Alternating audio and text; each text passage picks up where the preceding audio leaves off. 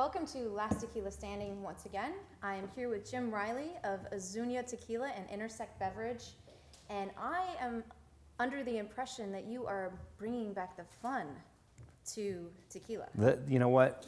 This industry should be about fun. People have forgotten how much fun this industry can be. The Friday, 2 martini lunches. I got started in this business because it was fun. I've been off-road racing for General Tire for years, and that's how I met a family down in Mexico, having fun. So this is also another thing that I've heard about you, that you do the Baja 1000 race? Right. Yeah. We have a great support team. As I mentioned, General Tire puts us down in the desert. We race the Baja 1000. We races up here in the U.S. like the Vegas Torino or the Parker, and we bring the tequila out for the celebration afterwards. Of course. Yeah. I would hope so. Yeah. We're really focused on having a good time with the brand, exposing it through that entertainment aspect of what we're doing in celebration or after hours or the 5 o'clock somewhere deal. So has that energy and celebration awarded you with any medals for your tequila, or?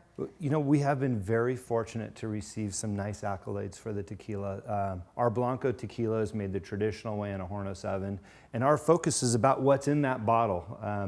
We're not the prettiest bottle on the shelf, but we put all our time and effort and our love right Yeah. here All inside this bottle. The ladies do like the blue, but Yeah. it's all about what's I inside. like the agave plant Yes, as well. yes, a little representation there. So this you said in a Hornos oven, is that correct? Yeah, there's a couple Okay. ways to make tequila in terms of the baking process, and we use a Hornos oven. It's a very traditional way to bake the agave plants. We do a stainless steel autoclave for our reposados and our añejos, but we believe the terroir from that Hornos oven really is picked up in the Blanco tequila. Now I've heard you use terroir a few times. Do you explain that to me? Well, I think it's important as we educate the consumer about tequilas, because this is a whole new era of tequilas. People are experiencing 100% agave tequila, and within that segment, it's a very artisanal spirit, and people can start exploring where's the tequila from, what region is it from, what kind of ground is it grown in, what plants and trees are in the area. So as an example for us, we grow black pepper trees by our agave plants. So at 7 to 10 years of growth, they're picking up the black pepper. When we take it to the distillery and we start the baking and the fermentation, we're on 5 acres of mango trees. So you're picking up that fruitiness in the air. So like aromatherapy changes a person's attitude in the room, it's kind of like natural aromatherapy where it changes the tequila's attitude. It certainly influences Okay, the influences flavor of that Blanco tequila. When you get into the reposados and the añejos, it's about the aging process. For the Blanco, the traditional way to drink a tequila, you're going to taste the essence of the land. So that kind of soaks up its environment. Yes, a it Blanco. does. The others are more or less manipulated by the barrels. Right. Okay. And that's the exciting part about Blancos, is that there's so many different characteristics, the highlands and the lowlands and this type of dirt or these type of plants that influence the tequila. So where are your plants? We're actually in the city of Amatitan, which is right next door to the city of Tequila, Mexico. And many people don't realize there's actually a city named Tequila. It's perfect for you. It's perfect, yeah. We can tell that story all day long. Yeah. So you have reposado and añejo there, and you age them in what kind of barrels? Well, we use an American oak. Okay. We happen to buy Jack Daniel barrels.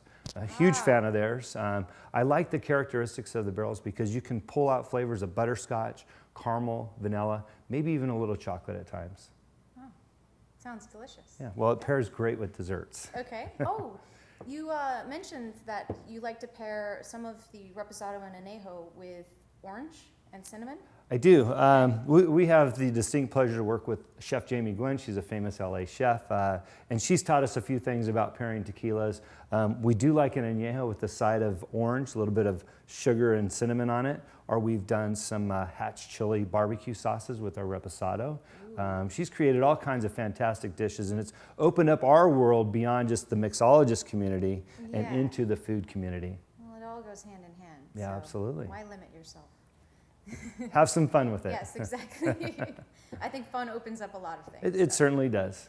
So are you in any stores? Where can we find you? In California, we're actually in 43 states right now. California specifically, we're in Bristol Farms, we're in Bevmo, we're in Total Wine and Spirits. One of our biggest partners is in Colorado. It's Lucas Liquor. Okay. People have found us around the country, including New York and Florida. It's been an exciting ride for us. A lot of support. Are you in any international markets yet?